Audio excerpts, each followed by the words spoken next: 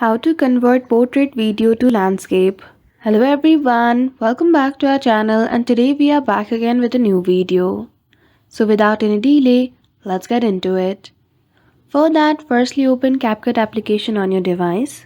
Click on new project and select the portrait video which you want to convert into landscape. Then after go to aspect ratio.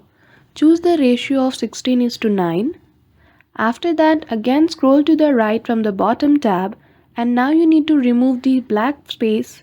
So go to background, go to blur and choose the first option.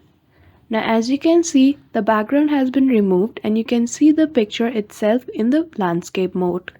So that's it. That is how easily you can convert portrait video to landscape without cropping in CapCut. So I hope you found this video helpful.